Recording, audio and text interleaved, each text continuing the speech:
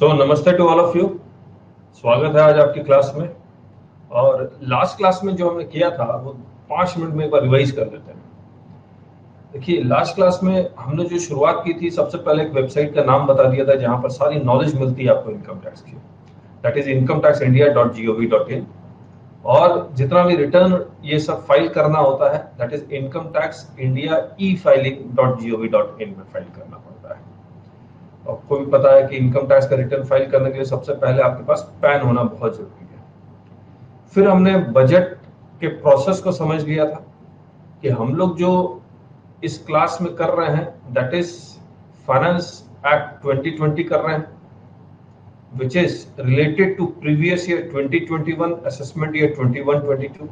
और finance act 20 में कुछ provisions are applicable from 1 April 21 and few provisions are applicable from 1 April 2022।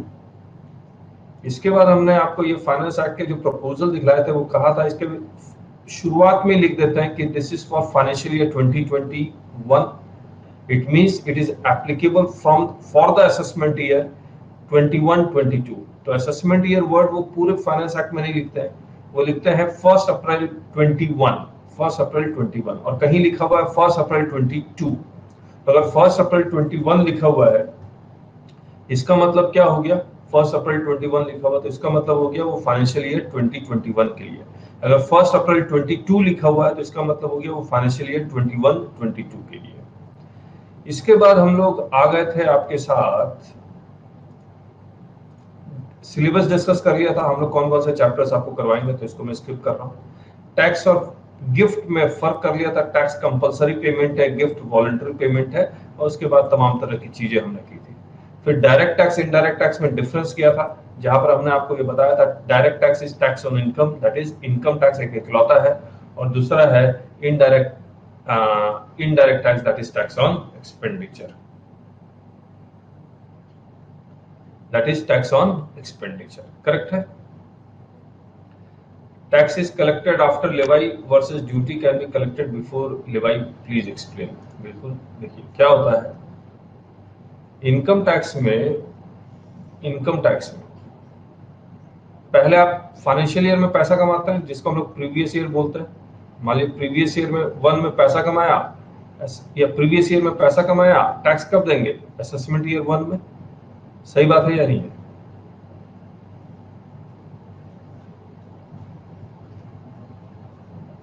तो आप पहले पैसा कमाते हैं, बाद में टैक्स देते हैं, यानी कि पहले लेवाई फिर कलेक्शन।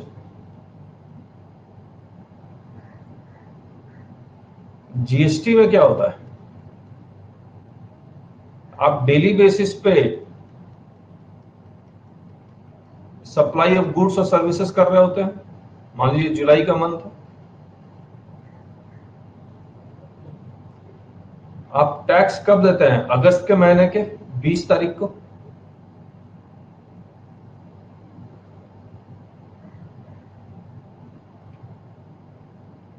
हाँ या ना? अगर आप गुड्स या सर्विसेज सप्लाई करेंगे तभी तो टैक्स देंगे। लेकिन अगर आपने गुड्स सर्विसेज सप्लाई नहीं किया, एडवांस ले लिया, क्या एडवांस के ऊपर टैक्स लगेगा? क्या एडवांस के ऊपर जीएसटी लगता है या नहीं लगता है? यस, लगता है। अगर लगता है तो इसका मतलब लेवाई तो हुआ नहीं। लेवाई तब होगा जब गुड्स और सर्विसेज सप्लाई होगा, बिना लेवाई हुए आपसे कलेक्शन किया जा रहा है। सही बात है या नहीं?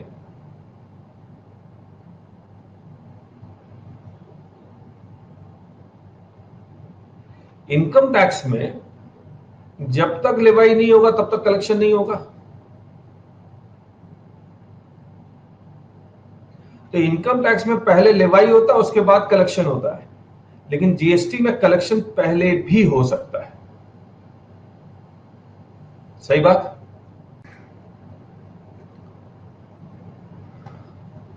तो ये क्लियर हो गया। इनकम टैक्स में फर्स्ट लेवाई देन कलेक्शन, जीएसटी में कलेक्शन पहले भी हो सकता है। नेक्स्ट आते हैं। इसके बाद हम लोग आए थे, ये फाइनेंस तो डिस्कस कर ही लिया था, tax, direct tax, indirect tax, system of collection we have just discussed. फिर basis of taxation, this is the most important in income tax. What is the basis of taxation, लिख के बताएंगे। Primary basis of taxation क्या है? First जो rule apply करता है taxation का, जहां पर गवर्नमेंट ऑफ इंडिया को हक मिल जाता है टैक्स कलेक्ट करने का, सोर्स बेसिस। और सेकेंडरी बेसिस क्या है? सेकेंडरी बेसिस, सेकेंडरी बेसिस क्या है? Resident basis, resident basis. बहुत बढ़िया। तो सबसे पहले हम लोग सोर्स बेसिस अप्लाई करते हैं, सोर्स बेसिस पे टैक्स नहीं हो पाया तो रेजिडेंट बेसिस अप्लाई करते हैं, करेक्ट है? तो अगर वो रेजिडेंट है, वो इंडिया से और इंडिया के बाहर पैसा कमाता है, तो इंडिया से कमाएगा तो टैक्सेबल है, चाहे रेजिडेंट कमाए या नॉन रेजिडेंट कमाए। क्यों टैक्सेबल है? Because source basis. लेकिन इंडिया से बाहर कमाएगा तो रेजिडेंट बेसिस पे ही टैक्सेबल होगा। तो resident in India foreign income कमाएगा तो टैक्सेबल है। अब मैं आपसे एक सवाल करता हूं, फॉरेन इनकम इंडिया में कब टैक्सेबल होता है? फॉरेन इनकम इंडिया में कब टैक्सेबल हो जाएगा?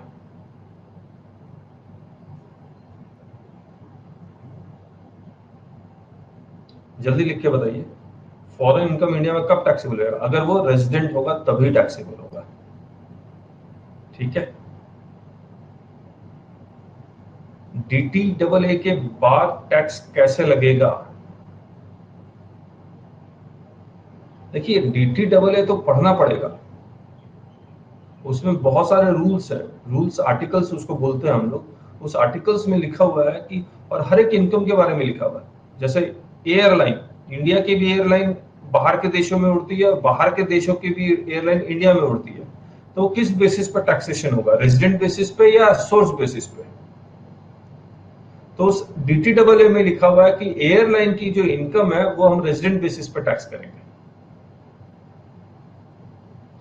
तो हर एक इनकम के बारे में उन्होंने रूल्स दिए हुए हैं, और हर एक कंट्री के साथ अलग अलग रूल होगा।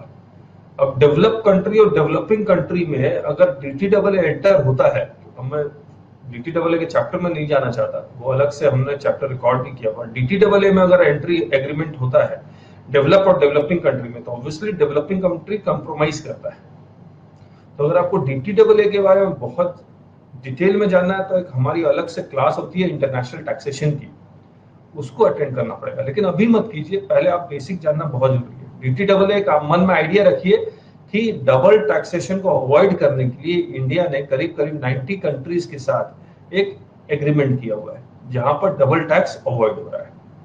और जिस कंट्री के साथ एग्रीमेंट नहीं किया है, वहां इंडियन गवर्नमेंट यूनिलैटरल रिलीफ देती है। तो दो तरह का रिलीफ है, एक बायलैटरल रिलीफ है, एक यूनिलैटरल रिलीफ है। तो बस इतना ही रखिए। अब इसके डिटेल में जाएंगे तो फिर तो समुद्र है, ठीक है? अब आगे, ये हमने आपको बताया था कि व्हाट इज मनी, कैसे टैक्स कैलकुलेट होता है, ये सारा कुछ। आज जो हम लोग कर रहे हैं आपके साथ, स्लैब रेट या फ्लैट रेट, करेक्ट? अच्छा, स्लैब रेट का मतलब और फ्लैट रेट का डिफरेंस बता दीजिए एक बार, फिर हम लोग आगे करते हैं। What is the difference between slab rate and flat rate? मान लीजिए 10 रुपए इनकम है और फ्लैट रेट दिया हुआ 30%,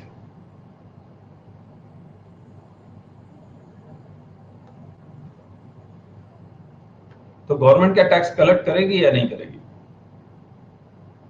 10 रुपए इनकम है, फ्लैट रेट 30% दिया हुआ है, तो गवर्नमेंट टैक्स कलेक्ट करके रहेगी 3 रुपए।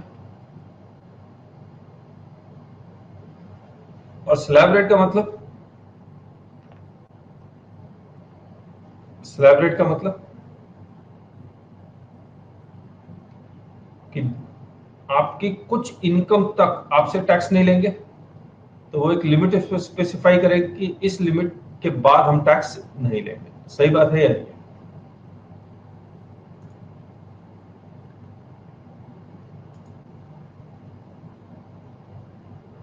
अब मुझे एक बात बताइए, आप जो स्टूडेंट्स हैं, कशिश है और कौन है, मंजूनाथ जी भी हैं। आप लोगों को पॉकेट मनी मिलता है या नहीं मिलता? कशिश से स्पेशली सवाल है, जो भी स्टूडेंट है वो भी जवाब दे सकते हैं। जितना मांगते हो उतना मिलता है या कम मिलता है?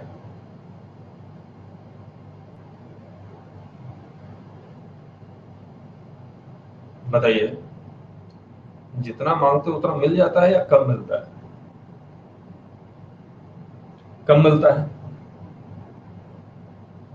मान लीजिए 100 रुपए मांगे और 10 रुपया मिला, और आपका छोटा भाई बहन आ जाता है, बोला दीदी या भैया मुझे कुछ पैसे चाहिए दो, बताइए आप दे पाएंगे? नहीं दे पाएंगे, नहीं दे पाएंगे। क्यों? क्योंकि आपका खुद का पेट भरा नहीं है, दूसरे का पेट कैसे भरेंगे आप? सही बात है या नहीं?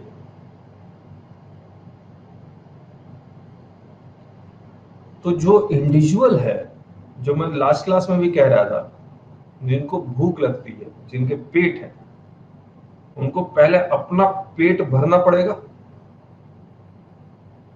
आपको क्या लगता है कि एक सिंगल आदमी को विदाउट एंजॉइंग द लग्जरी, उसको महीने की कितना रुपया मिल जाए कि वो अपना आराम से सिंगल आदमी अपना पेट भर सकता है?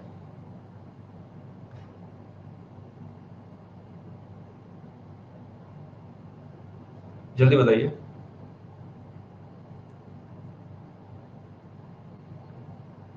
आप लोग सब लोग जवाब दे सकते हैं। 15,000। बद्रीश जी, अमित जी, राजेश जी, बताइए। नहीं नहीं, without enjoying the luxury, without enjoying the luxury 15,000 per month के आसपास हो जाएगा। आयशा तंजिल कह रहे हैं 25,000 पर मंथ, 15,000 पर मंथ। तो देखिए गवर्नमेंट ने क्या किया है, ऑब्वियसली लोग परिवार के साथ रहते हैं, तो कम से कम 20-25 हजार की तो जरूरत पड़ती पड़ती है विदाउट एंजॉइंग द लग्जरी। तो गवर्नमेंट ने किया है कि 2,50,000 तक कोई टैक्स नहीं है, अराउंड 20,000 पर मंथ हो गया।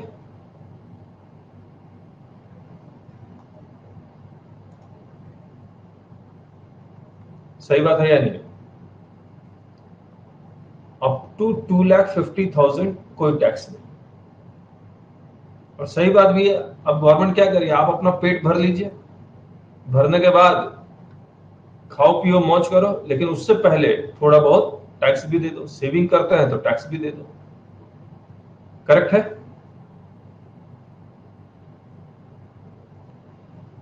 दे पाएंगे या नहीं दे पाएंगे? मान लीजिए 2,50,000 से थोड़ा सा ज्यादा आपकी इनकम हो जाती है, तो क्या गवर्नमेंट रीजनेबल बेसिस पे टैक्स मांग सकती है या नहीं मांग सकती है? मांग सकती है। और ये जो स्लैब रेट है 2,50,000 का, हर साल इकोनॉमी में इन्फ्लेशन भी है या नहीं है? आज आपको 20,000 पर मंथ से काम हो जा रहा है, लेकिन नेक्स्ट ईयर आपको ऑब्वियसली ज्यादा पैसे की जरूरत पड़ेगी, क्योंकि इन्फ्लेशन है इकोनॉमी में। तो हर बजट में ये स्लैब रेट चेंज होना चाहिए, लेकिन हुआ नहीं है। हुआ नहीं। मुझे लग रहा है कि दो फाइनेंस एक्ट से ये स्लैब रेट में कोई चेंज नहीं आया, और instead they have introduce one concept of rebate under section 87A, जो हम लोग बाद में करेंगे, एकदम बाद में, डिडक्शन के बाद। That is rebate under section 87A। तो ये स्लैब रेट इंक्रीज होना चाहिए, तो they didn't increase the slab rate, but they introduce a concept of rebate under section 87A which makes it effective। वो जो इफेक्टिव हो जाएगा कि 5 लाख रुपए तक कोई टैक्स नहीं बनेगा। 5 लाख रुपए तक कोई टैक्स नहीं बनेगा जब हम लोग 87A पढ़ेंगे। लेकिन अभी हम लोग 87A नहीं पढ़ रहे हैं, हम लोग without giving the effect of 87A ये स्लैब रेट करेंगे हम लोग आपके साथ। सही बात?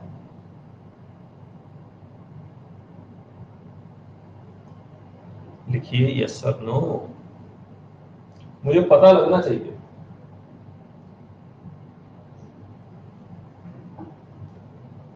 और आप लोग जवाब देंगे तो आपका भी दिमाग चलेगा। तो अप टू 2,50,000 नो टैक्स। लेकिन अगर आप 2,50,000 से ज्यादा कमाएंगे तो हम आपसे बहुत कम टैक्स मांगेंगे, बहुत कम। और कितना मांग रहे हैं? ओनली 5%।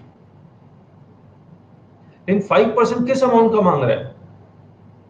मान लीजिए you have earned an income of 3 lakh, क्या 5% ऑफ 3 लाख मांग रहे हैं? बोला 2,50,000 तो खाओ पियो मौज करने के लिए है आपके लिए, उसको अलग कर लीजिए। तो 3 लाख में 2,50,000 माइनस कर दीजिए, ये तो अलग ही है। जो बैलेंस बचा है वो कितना बचा है? 50,000 बचा है।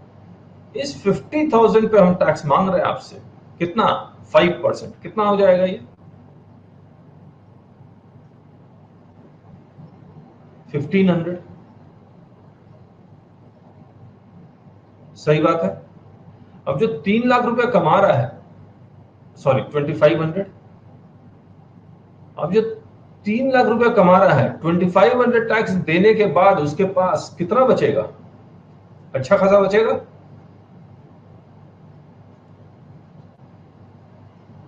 तो 5% टैक्स तो कहने के लिए है। अगर आप एवरेज टैक्स निकालेंगे तो वो कितना बनेगा? 2,500 डिवाइडेड बाय 3 लाख इंटू 100, कितना परसेंट बन रहा है? जरा कैलकुलेटर निकाल के बताएंगे आप। यस, कितना परसेंट आ रहा था? ये कितना परसेंट आ रहा था?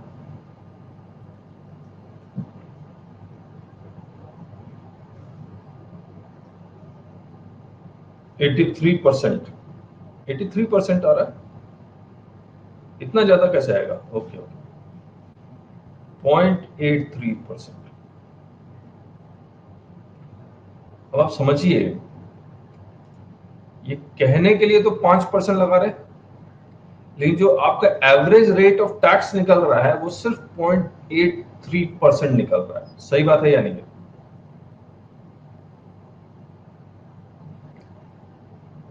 हम अगर किसी की 2,50,000 इनकम है तो उसका टैक्स कितना बनेगा? जरा बताइए। 2,50,000 इनकम है तो उसका टैक्स कितना बनेगा? जल्दी बताइए, तो सब आसान क्वेश्चन है। नील। 3 लाख है तो हमने कैलकुलेट कर ही लिया, कितना बना? 2,500। और 4 लाख है तो कितना बनेगा टैक्स? 4 लाख है तो टैक्स कितना बनेगा?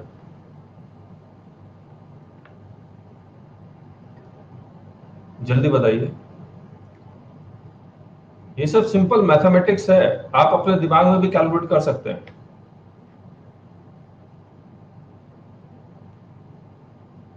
बाकी लोग लिखें। राजेश जी 7,500 लिख रहे हैं। 7,500, ओके। तो दिस इज 7,500, करेक्ट।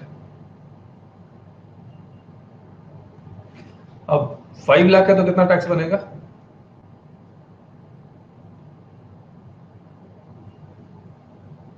5 लाख है तो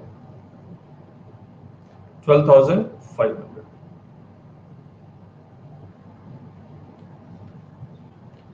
तो इस 5 लाख पे 12,500 बनता है, इसको याद रखिएगा। इसका मतलब 5 लाख रुपए पे आपका टैक्स 12,500 बनेगा हमेशा। क्योंकि स्लैब रेट क्या कहता है कि जैसे जैसे आपकी इनकम बढ़ेगी वैसे वैसे हम रेट ऑफ टैक्स और अमाउंट ऑफ टैक्स दोनों बढ़ाएंगे। तो 5 लाख रुपए पे तक का टैक्स 12,500 फिक्स हो गया, ये चेंज नहीं हो सकता, चाहे आपकी इनकम 1 करोड़ ही क्यों ना हो। लेकिन अगर आप 5 लाख रुपए से ज्यादा कमाएंगे तो हम अब आपसे जो टैक्स मांगेंगे वो 20% का मांगेंगे। पहले ये 5% की जगह 10% हुआ करता था।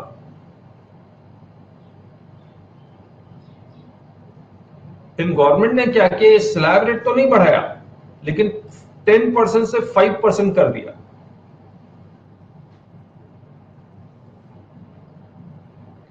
क्या सोच के किया होगा? इन्फ्लेशन के कारण ये बढ़ना चाहिए,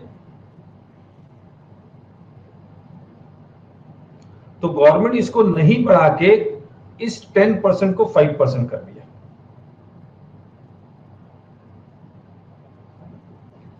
ताकि लोग 0.83% टाइप का टैक्स भी दे सके। इसका एवरेज निकालिए तो 12,500 डिवाइडेड बाय 5 लाख, इसका एवरेज रेट ऑफ टैक्स कितना आ रहा है?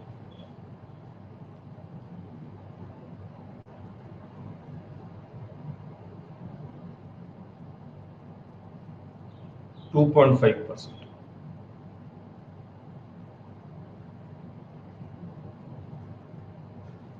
एक्चुअली बेस को पकड़ के बेस को एक प्रकार से इंक्रीज कर दिया। यस, देखिए राजेश जी ने बहुत इंपॉर्टेंट बात कही, अरुण जेटली जी भी कह रहे थे कि the base of income tax should increase. बोलता out of 130 crore only 2.3 crore individuals, company की बात नहीं कर रहा, पेज टैक्स।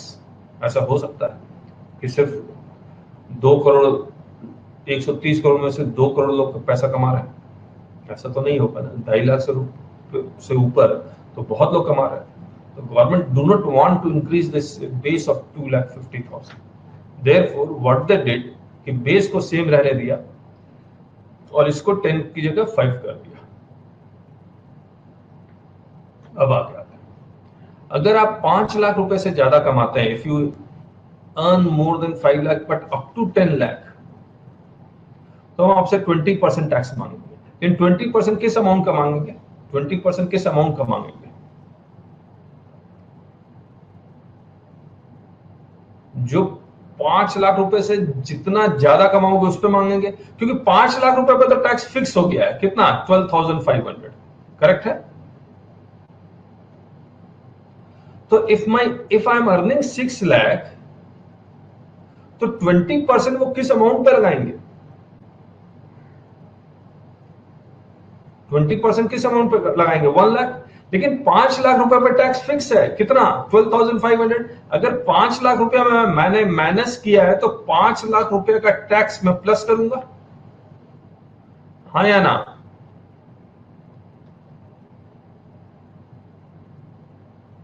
तो मैंने 5 लाख रुपए का टैक्स प्लस कर दिया।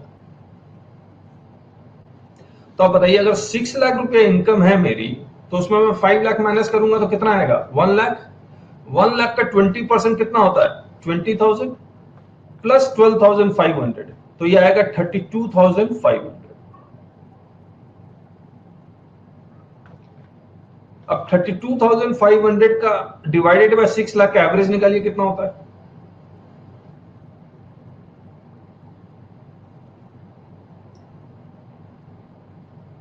निकालिए। 5.4%। तो गवर्नमेंट कहां ज्यादा टैक्स मांग रही है?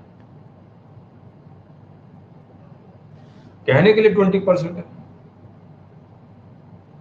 अब गवर्नमेंट, जब आप पॉलिटिकल डिबेट सुनेंगे टैक्स पे, जो बहुत कम होता है, तो वहां पर देखिएगा वो आर्ग्यू इसी तरह से करेंगे कि टैक्स रेट हमारा बहुत कम है, एवरेज निकाल के। अब 7 लाख पे टैक्स निकालिए,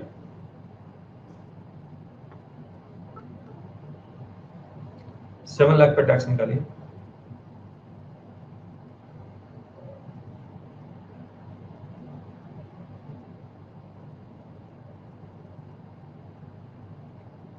$40,000 प्लस 12,500 कितना आएगा? ये 52,500। करेक्ट है? 7 लाख में मैंने 5 लाख माइनस कर दिया, 2 लाख बचा। 2 लाख का 20% 40,000 प्लस 12,500, तो 52,500। 9 लाख का निकालिए, फटाफट निकालिए। अब इसमें तो ये है कि कौन जल्दी निकाल सकता है, दैट इज मोर इंपॉर्टेंट।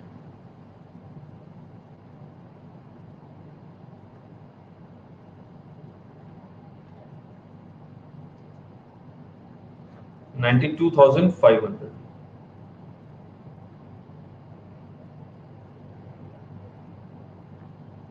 ठीक है, अब आगे ये 10 लाख पे निकालिए।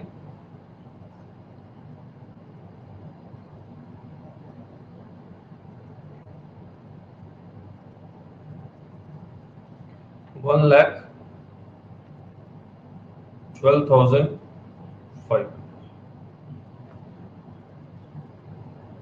करेक्ट है। अब अगर आपकी इनकम एक्सीड्स 10 लाख है, अब 10 लाख पे तो टैक्स फिक्स हो गया है 1,12,500, ये चेंज नहीं हो सकता, ये फिक्स्ड है। लेकिन अगर आप 10 लाख से ज्यादा कमाएंगे तो अब हम आपसे टैक्स मांगेंगे 30%। इन 30% किस अमाउंट का? एंटायर इनकम का नहीं, जितना 10 लाख रुपए से ज्यादा होगा। तो इनकम माइनस 10 लाख। मान लीजिए आपकी इनकम 11 लाख है, तो 30% ऑफ 11 लाख नहीं, 30% of that amount which exceeds 10 lakh. तो 30% ऑफ 1 लाख कितना आएगा? 30,000। और अगर आपने 10 लाख माइनस किया है तो 10 लाख का टैक्स प्लस करना पड़ेगा, कितना है? 1,12,500। तो 1,12,500 प्लस 30,000 कितना आएगा? 1,42,500। सही बात। अब 12 लाख और 20 लाख का निकाल लीजिए। 12 लाख और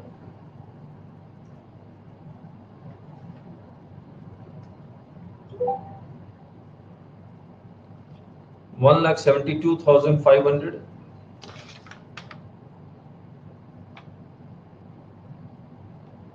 20 लाख का 4,12,500।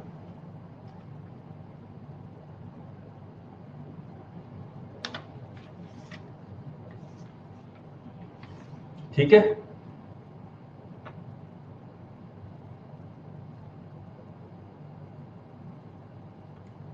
अच्छा, अब मुझे एक बात बताइए, आप प्रैक्टिकली पूछ रहा हूं, आपने इनकम टैक्स का रिटर्न फाइल किया नहीं?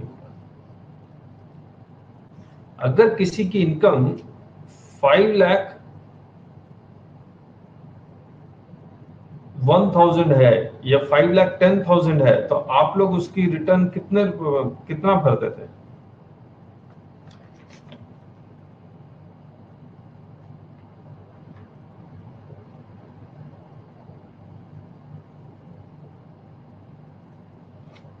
अगर किसी की इनकम 5,10,000 या 5,01,000 है, तो आप उनकी रिटर्न कितना भरते थे?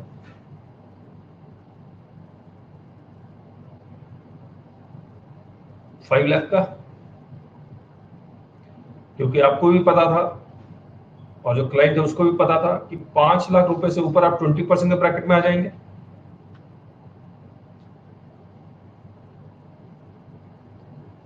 मैं फिर से रिपीट करके पूछ रहा हूं, अगर किसी क्लाइंट की इनकम 5,01,000 या 5,10,000 होती थी, तो आप एक्चुअली में रिटर्न उसका 5,01,000 का भरते थे या 5,10,000 का भरते थे या 5 लाख का भरते थे?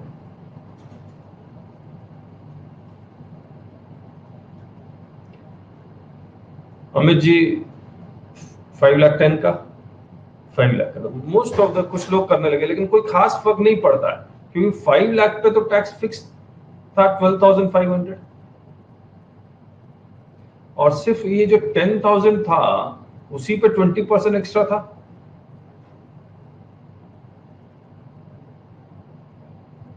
है ना? फर्क कहां पड़ता? जब आपको 87A का रिबेट तभी मिलता जब आपकी इनकम 5 लाख तक है। यहां पर फर्क पड़ता था कि 0 दे या 12,500 दे। सही बात है या नहीं? तो लोगों ने ये चालाकियां जरूर की हैं, तो कुछ चीजों का फायदा भी है, कुछ चीजों का नुकसान भी है। क्योंकि जो बॉर्डर लाइन केसेस होते हैं वहां पर लोग टैक्स बचाने की कोशिश करते हैं थ्रू इलीगल मीन्स। करेक्ट है?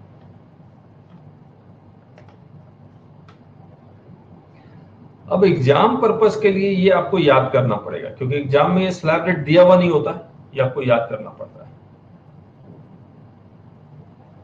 और याद हो जाएगा।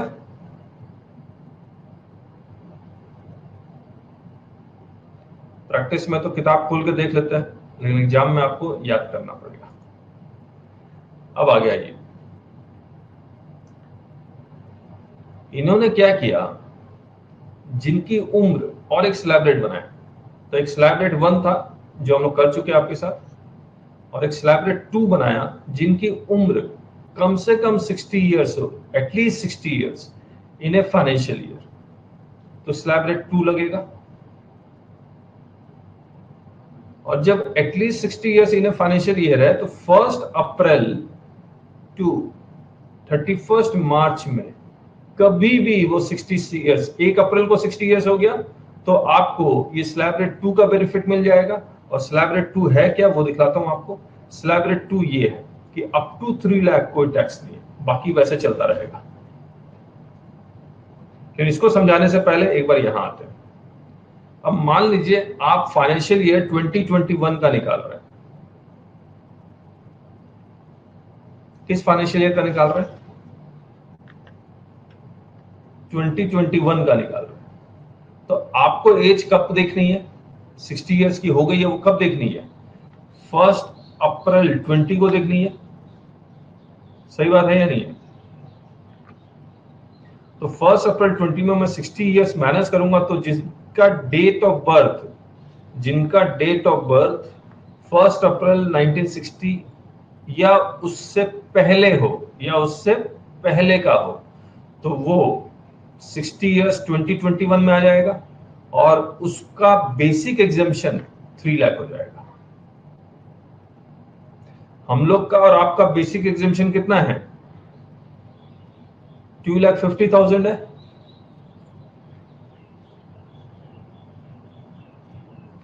लेकिन जिनकी उम्र कम से कम 60 ईयर्स है उनका बेसिक एग्जेम्पशन 3 लाख हो जाएगा। सही बात है। अगर 3 लाख हो गया तो स्लैब रेट क्या बनेगा? ये स्लैब रेट 2 बनेगा। बोलता up to 3 lakh tax is 0। लेकिन 3 लाख से 5 लाख के बीच में तो 5% इनकम माइनस 3 लाख। करेक्ट है? मुझे एक बात बताइए, अगर मैं 3 लाख रुपया कमा रहा हूं तो मुझे ये स्लैब रेट लगेगा, और 3 लाख रुपए पे टैक्स कितना बनता है? 3 लाख रुपए पे टैक्स कितना बनता है मेरा इस स्लैब रेट के अकॉर्डिंग?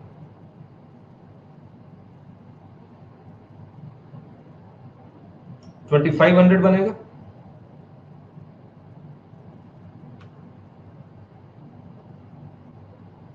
लेकिन मेरे फादर अगर कमा रहे हैं तो, जिनकी उम्र 60 ईयर्स या उससे ज्यादा है, तो उनका टैक्स 0 बन जाएगा। इसका मतलब मेरे टैक्स में और मेरे फादर के टैक्स में 2500 का डिफरेंस है।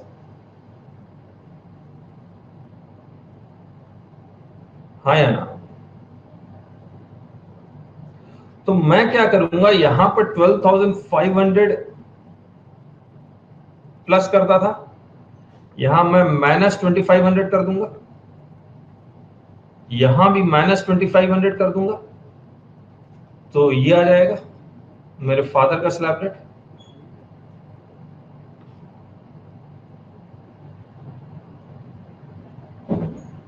सही बात है या नहीं? और अगर आप ऐसे भी कैलकुलेट करेंगे तो ये 10,000 ही आएगा।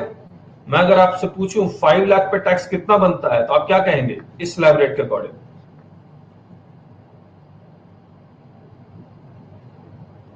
10,000 बनेगा। 5 लाख माइनस 3 लाख 2 लाख, 2 लाख का 5%, 10,000। आप हमेशा 5 लाख पे 10,000 बनेगा, वही तो 10,000 आप प्लस करेंगे। 5 लाख माइनस किया, 5 लाख का टैक्स प्लस किया। अब मैं आपसे पूछूं 10 लाख पे टैक्स कितना बनेगा तो आप क्या कहेंगे?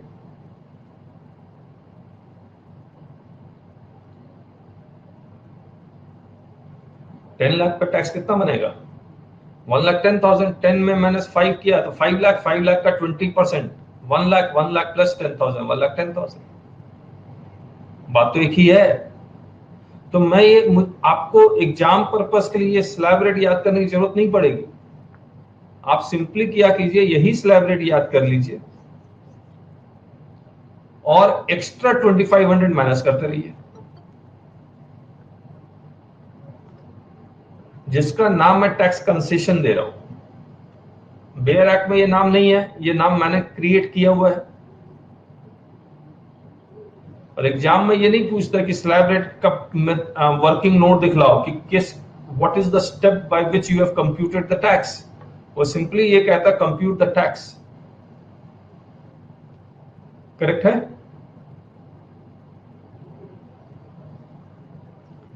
अब एक तीसरा स्लैब रेट बनाया जिनकी उम्र 80 इयर्स हो, कम से कम, यहां एटलीस्ट 80 इयर्स का सर्विस, तो उनका डेट ऑफ बर्थ 1 अप्रैल 1940 या उससे पहले होगा, तो फाइनेंशियल ईयर 2021 के लिए उनके लिए जो स्लैब रेट है, बेसिक एग्जेम्पशन है, इनका 5 लाख है। इनका बेसिक एग्जेम्पशन कितना है? 5 लाख। और ये कॉन्सेप्ट बड़ा सिंपल है कि मुझे अगर मैं फाइनेंशियल ईयर 21-22 का निकाल रहा हूं, तो मुझे उम्र कब देखनी है? 1 अप्रैल 21 को देखनी है। तो ये 1 अप्रैल 1961 हो जाएगा, ये 1 अप्रैल 1941 हो जाएगा।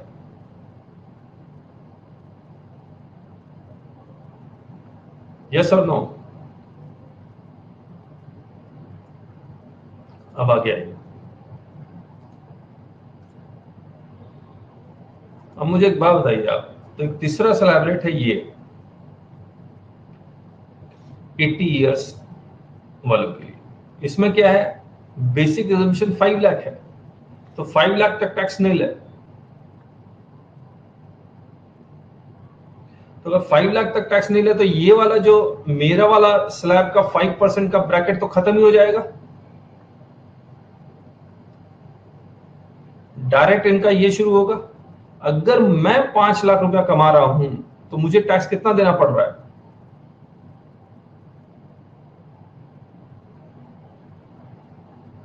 $12,500। यानी कि मेरे और दादाजी में जो टैक्स का डिफरेंस है वो 12,500 का है। मेरा टैक्स 12,500, दादाजी का 0। तो मुझे क्या करना है? 12,500 यहां माइनस करना है बस। मेरा ही स्लैब रेट लगा के 12,500 माइनस कर दूंगा। तो यहां पर जब माइनस किया तो प्लस कुछ भी नहीं आएगा, 0, और यहां प्लस होगा 1 लाख। करेक्ट है?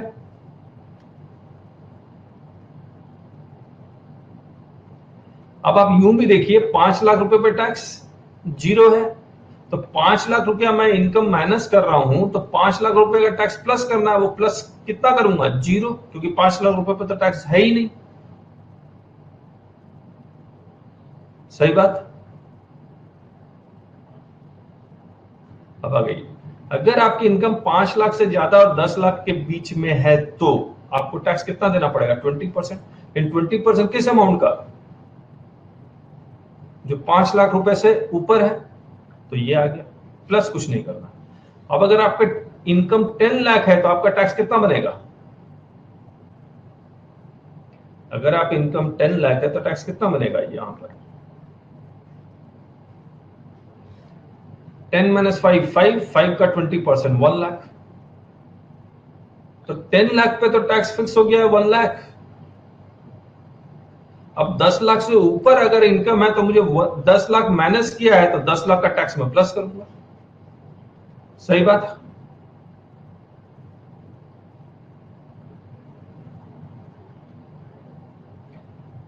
तो स्लैब रेट 3 है, लेकिन अगर आप एग्जामिनेशन पर्पस के लिए देखेंगे, तो आपको एक ही याद करना है, वो ये।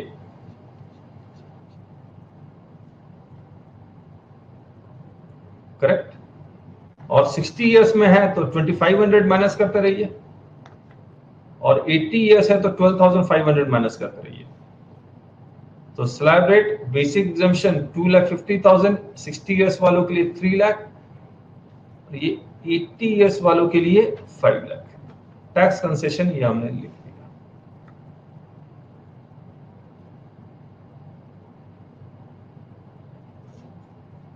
करेक्ट है? और एक बात जो रह गई, याद रखिएगा। अब मुझे एक बात बताइए, ये जो बेनिफिट है 60 इयर्स के लिए, 80 इयर्स के लिए, आप ये बेनिफिट घर वालों को देना चाहेंगे या बाहर वालों को?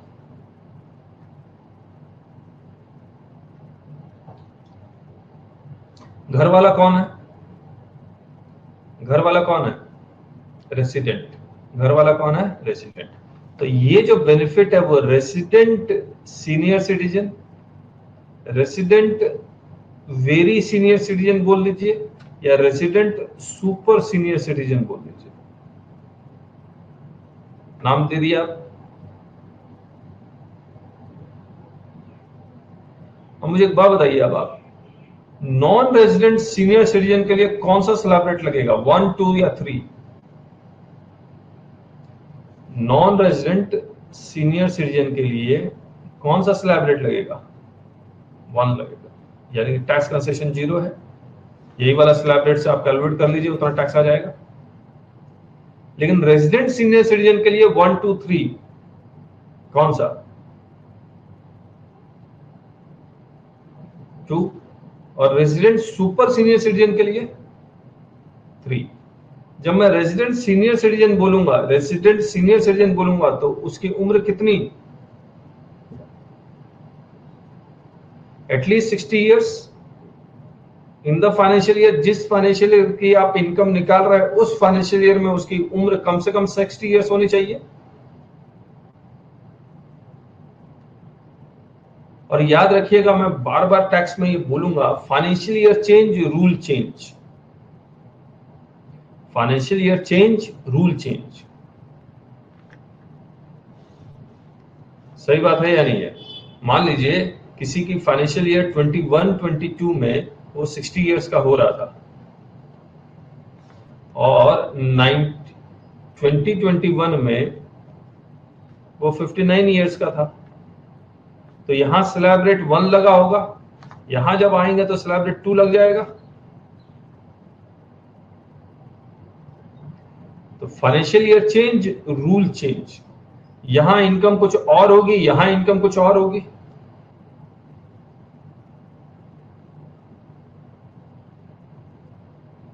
सही बात है या नहीं है?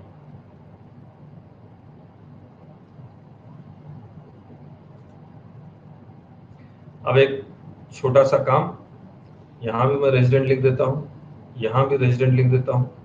ये नॉन रेजिडेंट इंडिविजुअल, चाहे वो सीनियर सिटीजन हो या सुपर सीनियर सिटीजन हो, उसे कोई फर्क नहीं पड़ता। एक बात और,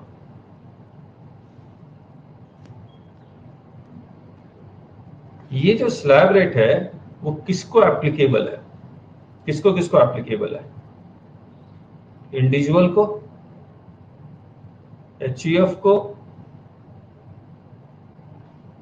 एसोसिएशन ऑफ पर्सन को, बॉडी ऑफ इंडिविजुअल्स को, और एजेपी को, इनको एप्लीकेबल है।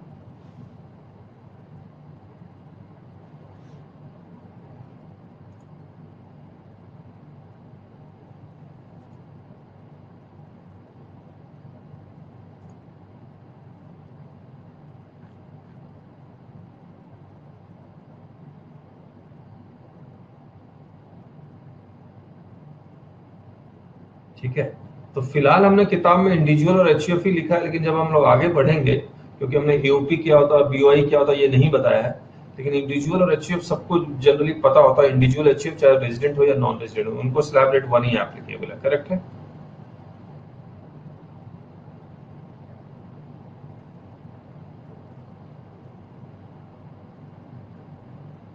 चाहे वो रेजिडेंट हो या नॉन रेजिडेंट हो। लेकिन स्लैब रेट 2 किसको एप्लीकेबल है? स्लैब रेट 2 किसको एप्लीकेबल है? सबसे पहले resident individual aged at least 60 years. Correct है? इसका मतलब स्लैब रेट 2 एचयूएफ को एप्लीकेबल नहीं है, एओपी बीओआई को एप्लीकेबल नहीं है। क्या ये तीनों स्लैब रेट इंडिविजुअल को एप्लीकेबल है?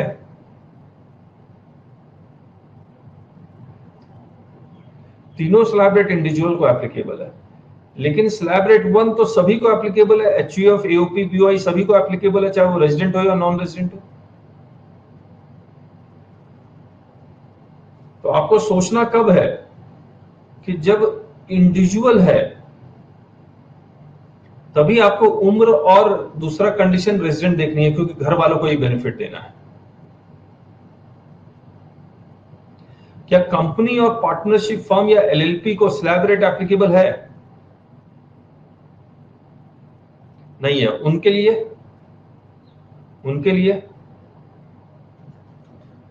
फ्लैट रेट है, उनके लिए फ्लैट रेट है। अब यहां आते हैं, ये आपने टैक्स कैलकुलेट किया था। अब अगर किसी की उम्र रेजिडेंट 60 इयर्स है तो उनको स्लैब रेट 2 लगेगा। और मैंने कहा था स्लैब रेट 2 लगाने से अच्छा है कि आप क्या कीजिए, स्लैब रेट 1 से जो टैक्स आया है उसी में 2500 माइनस करते जाइए।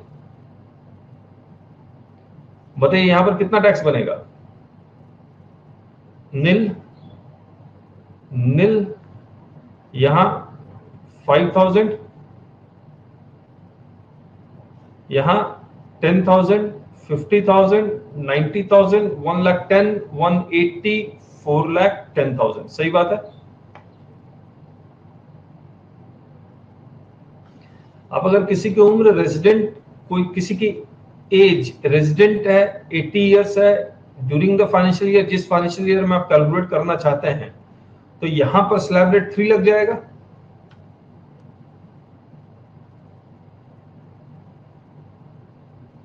अब अगर स्लैब रेट 3 लग जाएगा तो आप स्लैब रेट 3 लगाने से अच्छा है कि स्लैब रेट 1 आपने याद किया हुआ, उससे टैक्स निकालिए और एक्स्ट्रा 12,500 माइनस करना है।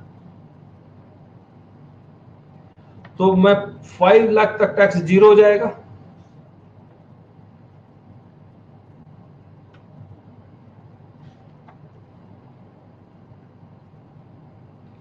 जो भी टैक्स आएगा वो यहां के बाद आएगा।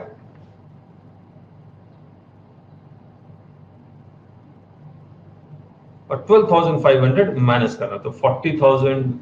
फिर आप लिख लीजिएगा, मैंने लिखा नहीं है यहां पर। ठीक है।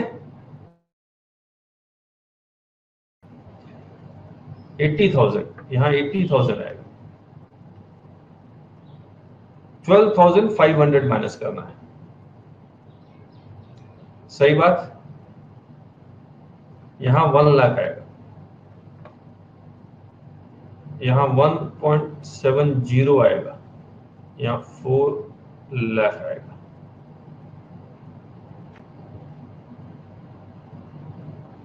अब अगर ये नॉन रेजिडेंट होता,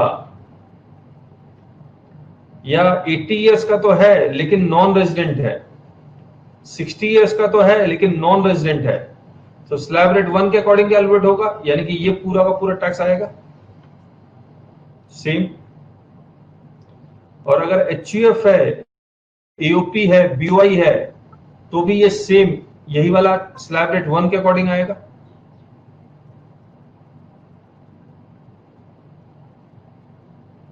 सही बात।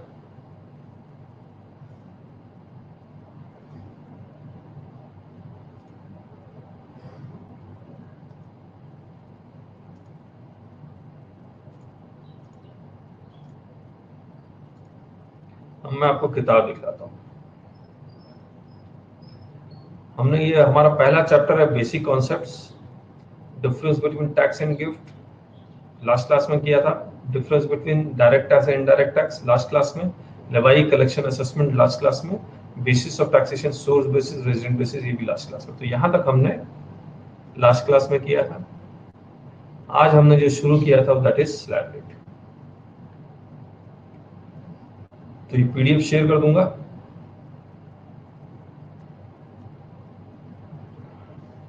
अब ये P2 मेरे सामने करो, मैं पॉज कर रहा हूं। तो मुबारक हो, आप लोग सब एक इंटेलिजेंट लर्नर हैं, स्टूडेंट्स हैं। तो आप लोगों ने बिल्कुल एकदम सही सारा आंसर निकाल दिया। Excellent excellent. तो ये अभी जो भी चल रहा है वो बहुत आसान है इनकम टैक्स में, लेकिन ये धीरे धीरे धीरे धीरे मुश्किल और मुश्किल और मुश्किल होता जाएगा।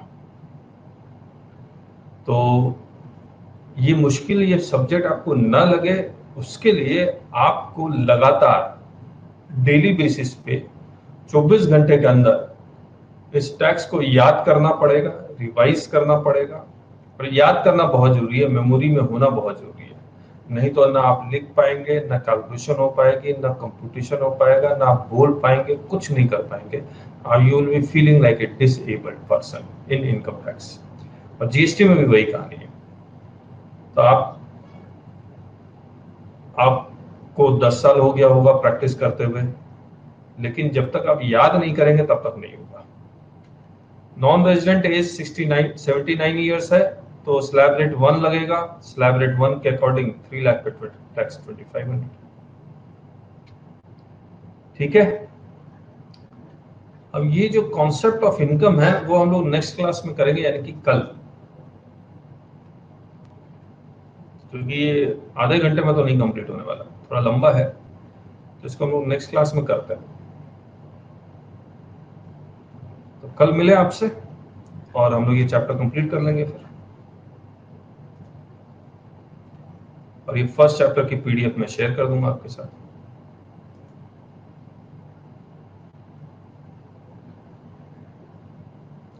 चलिए देन, बाय बाय। और आज की क्लास के बारे में बता दीजिएगा व्हाट्सएप में, कैसी रही क्लास, आज का सेशन कैसा था।